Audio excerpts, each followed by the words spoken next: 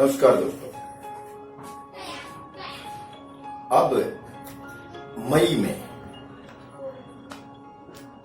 2024 का देश में लोकसभा इलेक्शन है। संविधान की मर्यादा के मुताबिक इससे पहले इलेक्शन मई 2019 में हुआ था और उससे पहले मई 2014 में इलेक्शन हुआ था। 14 में तो देश आजाद हुआ था। 14 से पहले देश गुलाम था। बल्कि मैं तो ये कहूंगा कि 14 से पहले भारत था ही। भारत की जगह समंदर था। पानी ही पानी, पानी ही पानी। ना झज्जर थी, ना रोहतक था, ना चंडीगढ़ थी, ना हरियाणा था, ना दिल्ली थी, न पंजाब था, न छत्तीसगढ़ थी, न उत्तराखंड था, न झारखंड था, न बिहार था, न मणिपुर मेघालय था, न नेपाल था, न कुछ भी नहीं था। उससे पहले समंदर था। और ये 2014 में भारत बना है। उससे पहले ये इलेक्शन मई 2009 में थे। उससे पहले 2004 में थे। ऐसे ही कड़ी दर कड़ी हम पीछे 1947 तक पहुंच सकते हैं। बल्कि इससे भी पीछे हम 1920, 21, 19 तक जा सकते हैं। दोस्तों, जो 2019 का लोकसभा इलेक्शन था, उसमें रोहतक संसदीय क्षेत्र से डॉक्टर अरविंद शर्मा और श्री दीपेंद्र सिंह हुड्डा जियों के बीच में मुकाबला था। उस इलेक्शन में डॉक्टर अरविंद शर्मा जियों की जीत हुई थी और श्री दीपेंद्र सिंह हुड्डा जियों की हार हुई थी। डॉक्टर अरविंद शर्मा जी बीजेपी की टिकट पे कैंडिडेट थे। श्री दीपेंद्र सिंह हुड्डा जी कांग्रेस की टिकट से इलेक्शन लड़ रहे थे। लेकिन अब 2024 का देश में फिर लोकसभा इलेक्शन हो रहा है। 2019 में क्षेत्र था रोहतक लोकसभा क्षेत्र। फिर से 2024 में क्षेत्र है रोहतक लोकसभा क्षेत्र।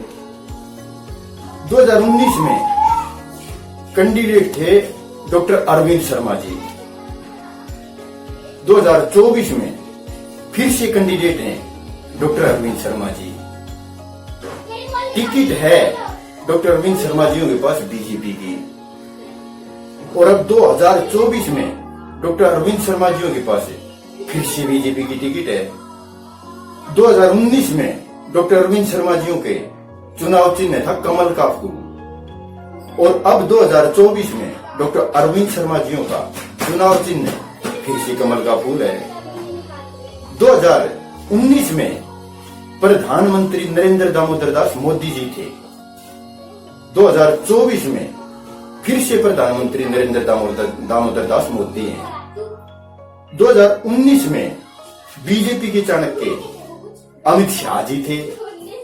2024 में अब फिर से बीजेपी के चाणक्य अमित शाह जी हैं।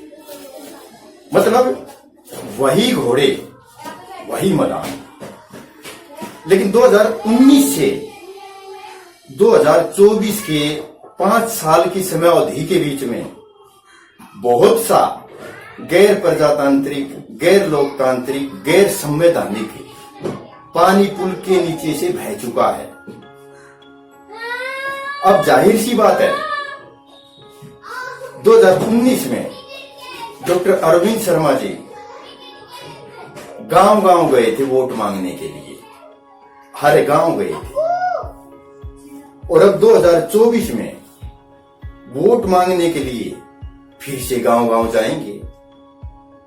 लेकिन आप लोगों से एक नम्र निवेदन है कि डॉक्टर अरविंद शर्मा जी जब अपने गांव में आए ना, तो उनसे एक प्रश्न पूछना है कि डॉक्टर साहब जून 2020 में संसद में जो 3 कृषि के घातक बिल पास हुए थे, क्या उन बिलों के ऊपर आपके भी दस्तखत हैं? हमें हाँ और ना में बताओ। अगर डॉक्टर अरविंद शर्मा जी ये कहें कि मेरे दस्तखत उन बिलों के ऊपर नहीं है, तो सारी की सारी पूरी की पूरी वोट डॉक्टर अरविंद शर्मा जी को दे देना। अगर डॉक्टर अरविंद शर्मा जी ये कहें कि मेरे दस्तखत हैं, तो डॉक्टर अरविंद शर्मा जी से पूछना है कि देश का किसान सर्दी में, गर्मी में, धुंध में, बरसात में अपने काम धंधे, बाल बच्चे, खेत खलिहान को छोड़ के पूरे 13 महीनों तक दिल्ली बॉर्डरों के ऊपर पड़ा रहा। क्या आपने कभी किसानों की एक दिन भी आवाज संसद में उठाई? क्या आप कभी एक दिन भी किसानों के किसी एक भी धरने के ऊपर गए?